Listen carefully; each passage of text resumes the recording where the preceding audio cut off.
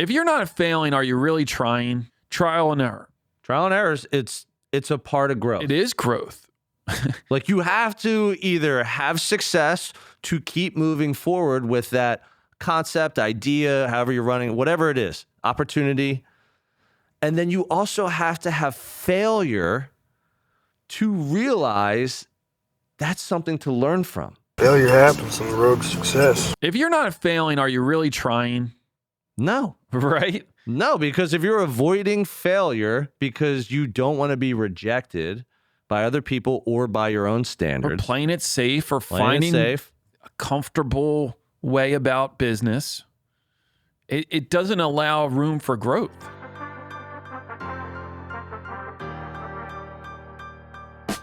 Welcome to the podcast dedicated to real estate, insurance, and building your business. Join us as we take you along our own business building journeys with additional wisdom from our network of local and national experts. Welcome to Bricks and Risk. This episode is brought to you by Property Management Redefined. PMR is not just managing properties, they're creating partnerships that build long-term success for property owners. John and his team can be reached at manage@gopmr.com or by phone 267-753-6005. Tim, Yes, Sean. who's a good client for PMR? Property Management Redefined is looking for property owners who value three things: accountability, reliability, and a results-driven approach.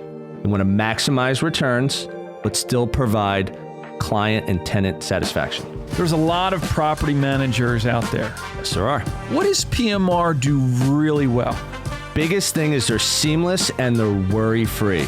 So with that approach in mind, it allows the property owner to put their trust in PMR and know that the results will be there. The other thing I think a property owner is really going to value because they do it so well is that they have a local expert team, boots on the ground, managing your properties and your tenants' expectations every day so that you feel good about your investments. We have millions of listeners out there. Tens of millions. If they want more information, how do they find PMR?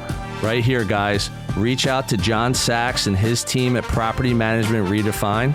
They'll take good care of you. Hey, everyone. Welcome to another episode of Bricks and Risk. I'm Timmy G. And I'm Sean Mooney. What's going on, man? What's going on? Not too much. But before we get started, I did want to say that I looked at the YouTube stats recently. Okay, where are we at? 23% viewership from subscribers. So what I'm going to ask, if you're watching this on YouTube, wow. That's a good stat. before we get started, go hit the button down below, get subscribed so you get all the feed, you get all the updates, and we'll see if we can bring that number up to a higher limit there. Look at you with the subscribe shout out on the beginning of an episode. Hey, Not something we normally do, but I love it. Yeah, absolutely subscribe. It puts it in your feed, all the shorts. Helps us learn more about the way that we're performing. It's true. And serving up better content for everyone that's watching out there. Yeah, because the back end of YouTube, if you're unaware, it gives you everything. It gives you demographics, gives you what people are watching, why they're watching. So 23 drop updates coming to YouTube. I don't know if you caught them. no. Terry, did you catch the update? I did not catch the full update. Man. You mean you didn't catch all 23? It was a drop. But one of the big ones now, they're incorporating collaborations on YouTube. No way. Yeah. Like Instagram? Yeah. Oh, that's very smart. I love that. So Yunkjunk, Yo. Bricks and Risk can collaborate on a video. Let's link arms. Yeah. Good So, stuff. A couple other good ones that they're popping out. It's what I see as a move towards more of a social platform. Interesting. Than just a video hosting. Dude, that's super interesting. Yep. I love you. Good stuff coming. That's more your universe, not mine, but I love it. Yeah. Just the same. It's awesome. All right, what are we talking about today? Today, we're going to be talking about advice in business. Okay. And like good versus evil? yeah, something like that. But, maybe some trappings along the way in terms of some bad advice that you've received. Yep. Business. maybe steered you into a direction that you were like, whoa, how did I get here? Yeah. Or maybe some good advice that, was fruitful and changed course of your direction of your business and, put you on a different path. Awesome. I'll relate this to real estate to start. So again, in real estate, most people get a lot of advice from social media, YouTube, websites, Gurus. podcasts. 'Cause not every podcast has a visual like we do. So with people getting advice from everywhere, Yeah. it's very easy. You didn't even mention, like, if you're a realtor in an office getting, I mean, it's like not, the in-person advice is just, a completely different animal. Right. But let's talk about most people I feel like are getting advice these days from like either a social media platform Yep. or something like a YouTube, which, as you had just mentioned, is starting to take a social media approach, which I think is very smart. Yep. So let's talk about that to start, where if you're looking for advice, what happens is we start searching people on social media, and then we find someone, they say a couple things we jive with, and then we just start listening or watching like every day. And that's usually how it goes down today. It's how it goes down with me. I'm sure a lot of other people would agree with that. And in the real estate space specifically, I feel like it is extremely easy to just get advice that may or may not be a good fit for you. Now, we say good advice and bad advice. I'm not necessarily like judging the advice because everyone is different. Some people will look at the advice that I get and they're like, that's exactly what I need. And some people will also look at the advice that I get and say, I don't need that. So I think the perspective of just getting advice to you that may or may not work for you is super easy to happen these days. And it's very easy to just go down a rabbit hole with bad advice, let's say, something that's not a good fit for you and your business, especially if you're a real estate agent. Well, I think and just start building it that way. I think one of the big issues is that when people give advice, they don't give advice that is based for the purpose of benefiting the person that they're giving advice to. It's true. It more comes from a place of, look at what I done. This is how I did it. This is how you should do it. And I think that's a high amount of advice that takes place and interchanges on a daily basis. And the problem with that is just because it worked for one doesn't mean it's a good fit and it's going to work for another person. Right. Like the best example I can give is just trial and error in business. So you and I have both been through it. We've both been in business now for almost a quarter century, which is crazy. And I think understanding just any kind of advice you get, whether you're reading a book, whether you're looking at social media, whether you're watching a YouTube video, even watching a business show on like CNBC, like Shark Tank or something like that, favorite show on earth. Or like you said, just going into an office environment, or let's say like an event somewhere in the country, you're trying to get some training, you're trying to get some perspective, you want to network with people. It's so easy to just listen and hear and absorb what you get and just say, that's what I should do. And I think, and we'll get to this more like toward the end with some of our tips. And I think it's so easy to say, that's what I should do, because you don't really truly know where you're going yet and why. And you might work your entire career and never have definitive answers on either of those. So I'm not telling anyone that they got to know exactly where they're going and why, but I think that is probably one of the main culprits. It usually comes, as you said, they're putting advice out there for the masses so that the people that want to absorb it or feel like it will be a good fit for their business will absorb it. But then also there's casualties along the way. Well, it's also too is you have the person giving the advice and it's, I took my business from $1 million to 10 million. Yep. And then you're like, well, that's what I want to do. Right. So now I just follow what that person did. That's the playbook. And then I get to 10 million. I get to 10 million. And along the way, it could prove out that, yes, this works for you. This is good. Or this isn't what I wanted at all. Yep. So, you kind of have to take it with a grain of salt in terms of what's the end goal? What are you looking for? Looking at how to improve or what the end goal or result might want to be, and then finding the path that works for you individually. Absolutely. All right. So let's do this. Here's one point I'd like to make. When you're absorbing advice, social media, anything, it doesn't matter. One thing you can ask yourself is this who I am aspiring to be like myself?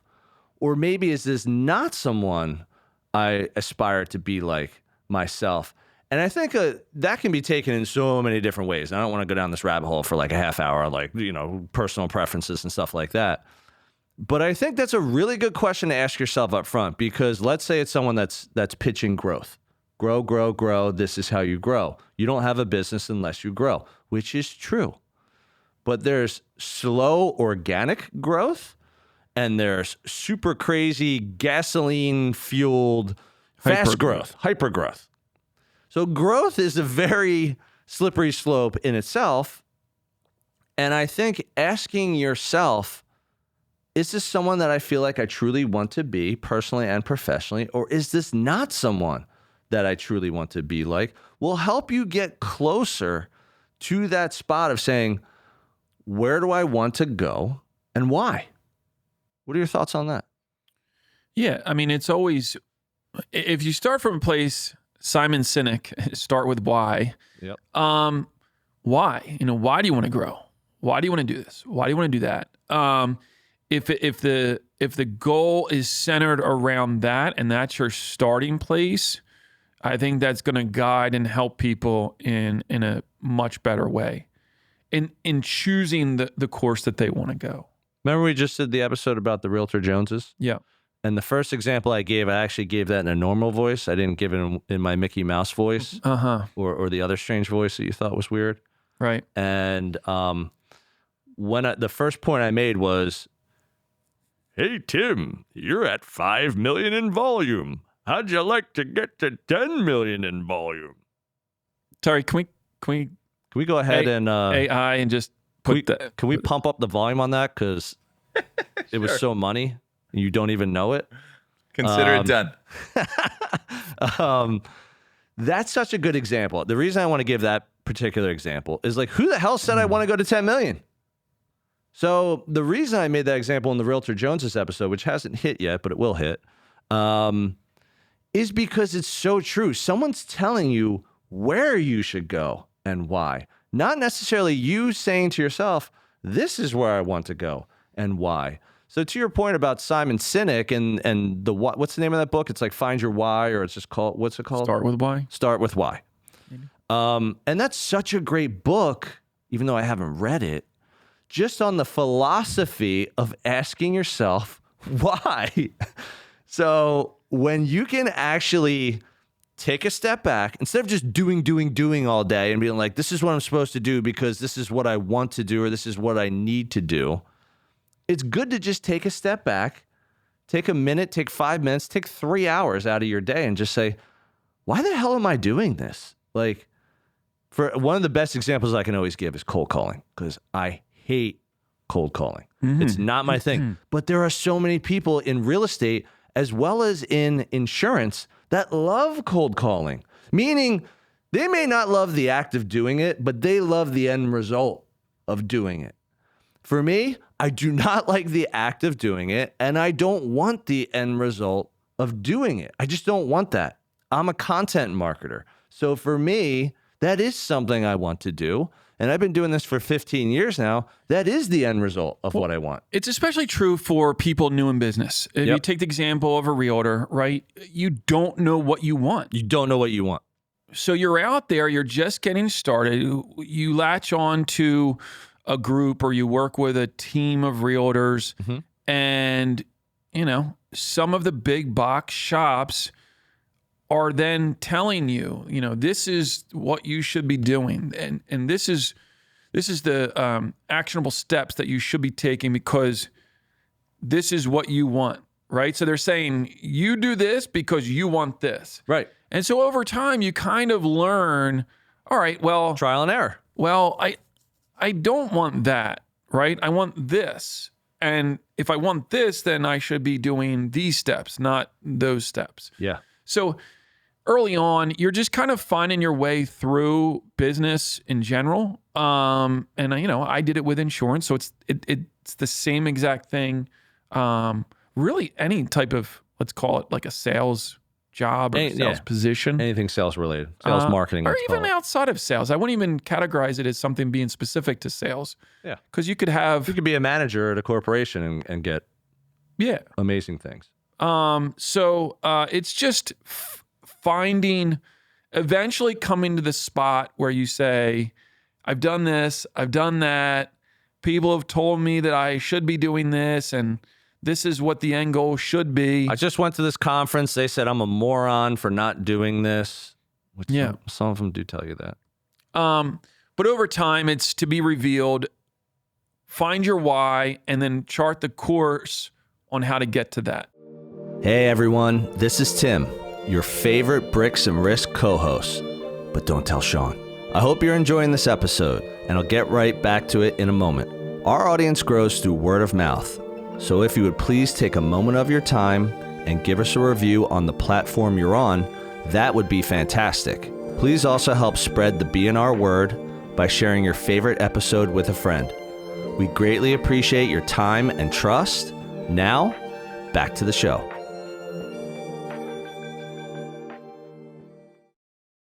All right, so one good exercise I think we can do is individually what we're going to do is we're going to go over like one good piece of advice that we've gotten that has helped us and like one bad piece of advice that has not helped us. And for the sake of, not crapping on anyone, I'm just going to give more general examples. So for me, I think one of the best pieces of advice or like total pieces of advice, like something in totality that I have done well with in the last couple of years are really social media advice. And the social media advice not only helped me when I was, one of the co-founders at Copper Hill and scaling that company and managing that company, but then also now that I've pivoted in the last year and a half to the Tim Garrity team, it's really helped me with where I am today, where I want my business to go, and why. And so you're saying you're online, you're on social media, doing your scroll, looking at different real estate personalities that are giving tips? It's mostly podcasts. Okay. But again, the real estate personalities lead to the podcast. Right. You find someone on social media, you find out they have a podcast, or you see a clip on social media from another podcast. You're like, I'm going to go check that out. So it's more like the discovery of podcasts through social media, I'd say, is where I get most of my tips. I won't ask you for a bad one, but can you offer two that you may get dialed into that have helped? In terms of podcasts? Yeah, or something. I'd say a good one recently that I started consuming is from BAM. It's called The Walkthrough. What's up, Eric Simon? And The Walkthrough is very, very dialed into social media. Mm-hmm. And the reason I want to give this particular example about social media advice is I don't use social media to necessarily get cold leads. I don't necessarily put social media out there thinking that someone's going to DM me or follow me and say, hey, can you help me sell my house? Can you help me buy a house? Can you help me invest in a house, rent a house, whatever? That's not why I do it. I do social media myself to actually like accentuate, to like make my brand perceived or received in a different way that someone wouldn't get from either shaking my hand in public or, listening to the podcast or doing business together or getting an email or getting a written note. Like these are all different things I do for my network. So the people in my network, in my, let's call it my sphere of influence, if you want to be specific, will watch my social media and just get to know me better or see what I'm doing. Like, where am I selling? Where am I renting? Why am I doing that? Where's my knowledge base? Like, how did I do on that listing? So getting that social media advice, not only at Copper Hill, but also now as the Tim Garrity team, has really helped me with figuring out how do I want to scale my business? Like, and why do I want to do that? And that's my good example. What's a good example for you? Actually, you know what? Why am I going good first? We might as well go half empty. And what's your bad advice? I mean, that would just make a lot more sense. Make a ton of sense, at least for me. The pessimist in me, Philadelphian. That's right. So I think if we go back in time, some of the worst advice I got was initially in thinking about starting my agency. Starting Mooney Insurance Brokers. Right. And so... Starting an agency itself or just starting an agency the way you did? Both. Okay. So I think on the one hand, when I was thinking about doing it, because I've always had this like seed of a thought to start my own, right? And so in the beginning, trying to talk to as many people as possible. And it was very typical that you would get the response of, you don't want to do that. Right. Like people almost like discouraging you. Yeah. Don't do that. Why would you do that? No, yeah. That's the resounding comments or feedback or advice that I got initially was just that. It was, don't do that. You'll hate it. The chances of, it's funny, when I left my old position, my last position your corporate W-2 job. Yeah. I was given a letter. Maybe I'll bring it in. I don't know. Oh yeah, we got to get that. Were they just like crapping all over you? It wasn't crapping. The tone of the letter was all of the reasons why I shouldn't leave. No way. Yeah. Was it like, all right, so you give your notice. Is that what happened? You gave your notice and then you got a letter? Yeah. Or did you already like leave and then you got a letter? No. So I was like, hey, I made the decision. I'm moving on. This is what I'm doing. And then it was like, what? Yeah. And then it was mind's blown. A letter stating why I shouldn't leave. Get out of here. And all of the reasons kind of centered around, you're not going to make it. You're not. Damn. Yeah. Oh, you must have loved that. Yeah. Like just throwing friggin' wood into the fire, into the furnace. You're like, let's go. Yeah.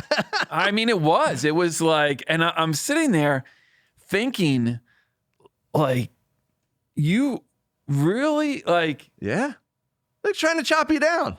It wasn't even, the tone wasn't chopping down. The tone was more like, you don't want to do this because you're not going to be able. It wasn't like, you stink, you're not going to succeed. It's not like saying like you're not capable. Right. They were saying this is a bad idea, Sean. Right. Get that idea out of your head. Yeah, like the industry, like where are you going to get new business? How are you going to staff? How are you going to do this? Man. How are you going to do that?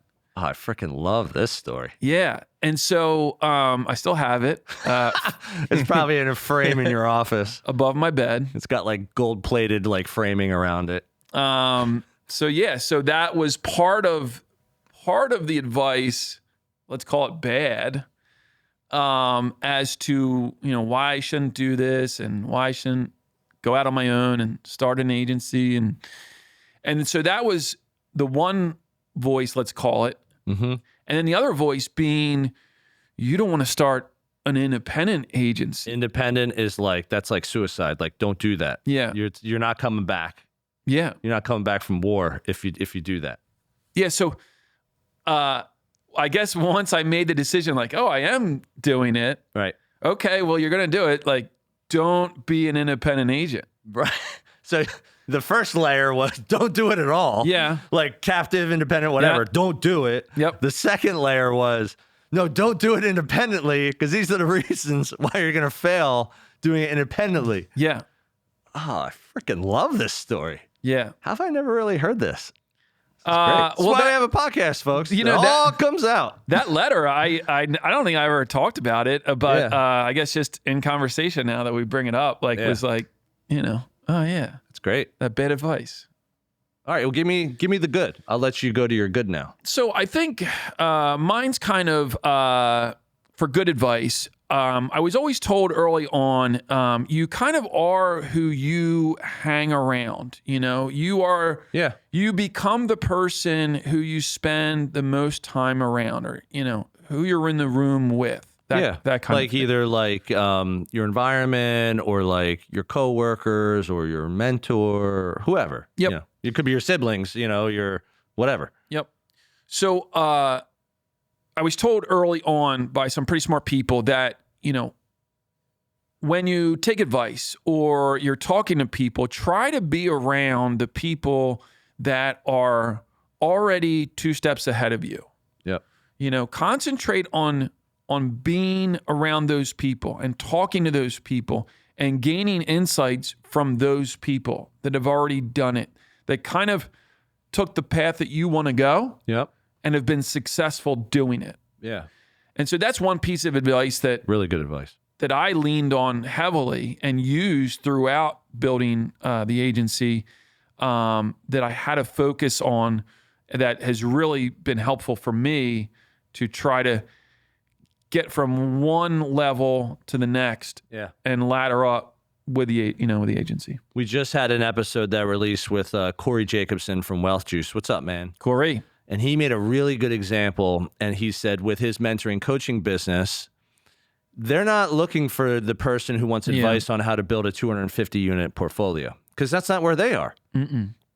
They want the person who's like just getting started or like has 2 units, wants to get to 5. They really get me the first deal. Yeah. Get me the first deal and then help me. Yeah. Because they're at 80. Right. So they're like, all right, anywhere between 0 and 80, I've already done in different ways. And I'm sure they'd be like, yeah, maybe I wouldn't do 80 the way I did it, or maybe I wouldn't do it as fast, or maybe I wouldn't do it as diverse my portfolio. Yeah. But that's not the point. Right. The point is going to someone that is like just a few steps ahead of you, but is also in the direction that you want to go. Yeah. Is fantastic advice. Yeah.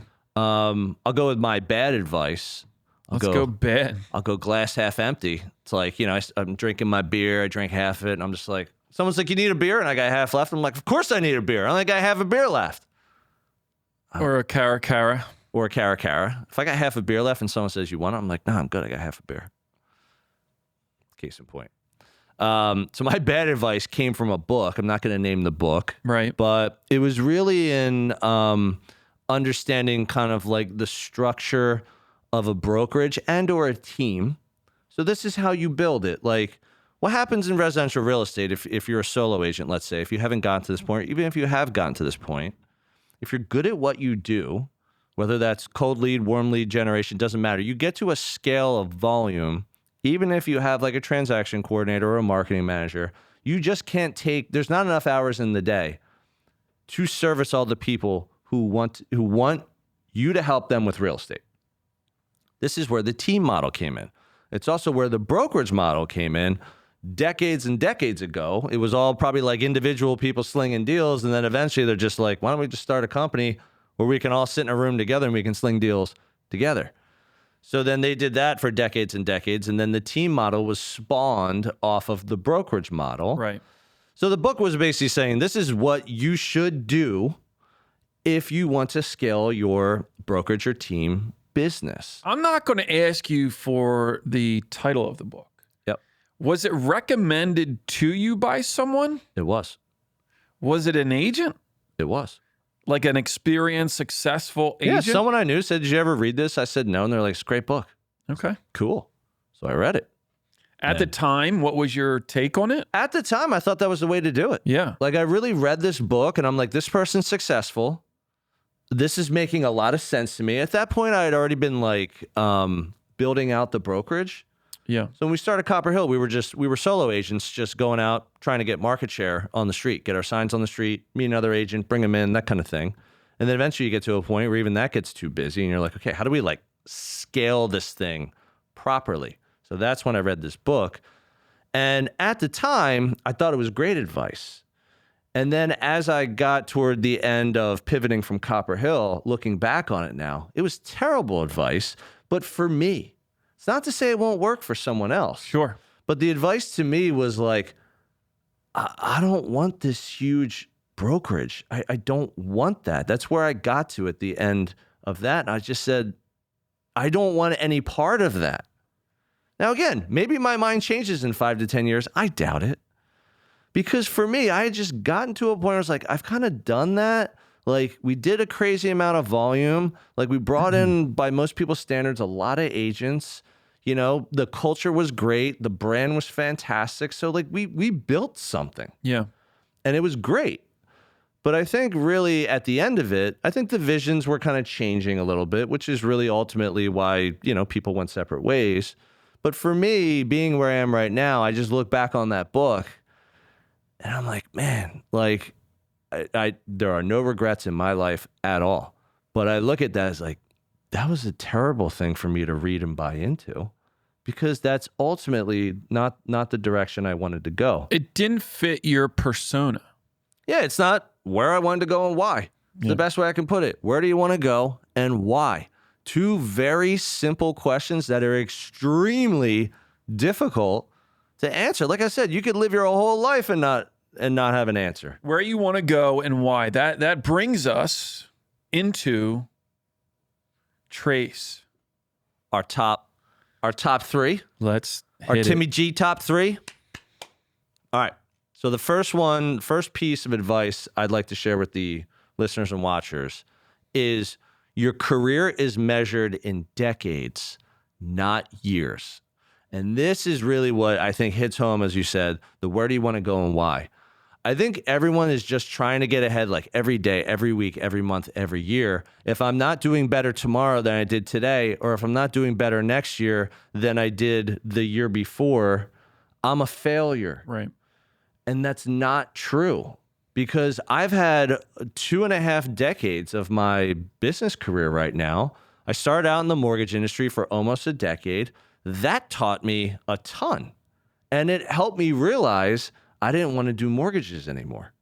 So that was a good run. I got corporate America experience. I made a good living. I was passionate about my work.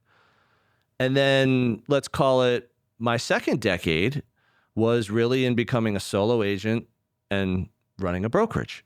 And I did all that. And that taught me a ton. Yep. And now that I'm 5 years, let's call it into my third decade, I don't run the brokerage anymore. I run a very, very small team. I'm a full-time practicing agent. And that's taking me in it. Think about the podcast. The podcast, I feel like, was almost spawned from where I was in that decade to say, like, no, this is a great idea. Like, let's go share what we know. So that's really, you know, why I say measured in decades, not years. Well, so much can change. You're not the person, you know, Terry just said earlier, I've been doing video for 25 years or something to that effect. Yeah. And where you are 20 years ago is not where you're going to be. It's true. 20 years from there. So, like you said, you know, things will probably change. You probably not go back to the brokerage side of things, if I had to guess. Probably not. But who knows? Maybe there's an opportunity that comes about that really catches your interest. It's possible. But I think looking at it from year to year, you know, if next year is down, you can't look at that as a failure. Right. You have to learn from those instances, and nothing wrong with being critical of yourself and trying to figure out why is this year not as good as last or whatever it may be. But in looking at things in totality more than the micro. Well, that brings us to number 2. Why don't you read that one? I feel like it was a total segue. Trial and error. Trial and errors, it's a part of growth. It is growth. Like, you have to either have success to keep moving forward with that concept, idea, however you're running, whatever it is, opportunity. And then you also have to have failure to realize that's something to learn from. If you're not failing, are you really trying? No. Right? No, because if you're avoiding failure because you don't want to be rejected by other people or by your own Or standards, playing it safe or playing it finding safe, a comfortable way about business, it doesn't allow room for growth. And if you're not growing, you're dying. and it's almost like I wouldn't even just say this is just professional. This is personal too. This is personally, people do different things. Like, people are single and then people get married and people have children and people retire. Like, trial and error is also good for your personal life because we all make mistakes. We make mistakes all the time in our regular lives. And then you're like, oh man, that was kind of a bonehead move. Why did I do that? Does your wife say that you make mistakes? Yes. Does yours? No. Good job, Katie. Keep propping this guy up. Yeah. What time is it? And I can give you 7 in the last hour. All right, so this brings us to number 3 tip, and it's a quote. I'm a big Stoic guy. I'm into Stoicism, and I actually got this. What's a Stoic? A Stoic are all like these old school like philosophers from like ancient times, like Greek, and there's different. I don't have the definition, but they're old school like people giving advice. And here was the quote. I saw the movie 300. I know all about that. You know everything about it. Here's the quote, the Stoic quote. Hit me. Never forget that it takes very little to live a fulfilled and happy life. And that came from Marcus Aurelius. So the reason I wanted to share that quote is I think that hits home on the where and why. That if you know where you're going and you know why you're doing that, personally, professionally, or a combination of both, then you will start to understand this a little bit better, that maybe the happiness isn't money, or maybe the happiness isn't an award. Like maybe the happiness is just spending more time with your friends or family or whoever. So the reason I wanted to share that is I felt like it kind of like put into Timmy G perspective, which you're probably like, okay, yeah, enough with the corny stuff. I should have been more prepared and bought my Chinese Proverbs. You should have. Next episode. This quote really doesn't even say much. There's not even much to it. Like it's, but I think that's the point. It's the point. It's simplicity. Right. Is like, if you know where you're going and you choose that road and you stick to that road, then fulfillment can come because this is what you chose. Exactly. It's almost like back to our like commitment episode. When commitment and consistency, we're talking about that, so it kind of hits home. But all right, why don't you go ahead and shut this one down? More Stoics to come. Yeah. I want these Chinese Proverbs. We're going to hit the Chinese Proverbs for sure. All right. We talked about it when we teed off in the beginning of the show. Get subscribed to the channel. If you stayed on this long and you're not subscribed, what are we doing? Come on, people. Come on, people. Hit us up on the email, bricksandrisk@gmail.com. Shoot us a note. You can leave a review. Go to Apple Podcasts for that. We'll share it up on the show from time to time. You'll become a celebrity. You will.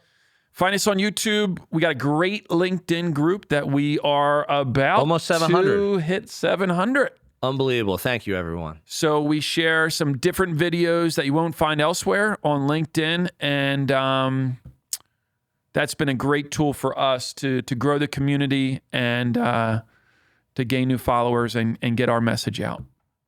That's all I have for this one, folks. Thank you for tuning in again to another episode of Bricks and Risk. See you next week. See ya. Thank you for joining us on another episode of Bricks and Risk. Our goal is that you walk away with 1 or 2 valuable nuggets, and we greatly appreciate you sharing your time with us today. You can find all BNR episodes on Spotify, Apple Music, YouTube, and anywhere else you get your podcast content. Until next time, keep learning and keep growing.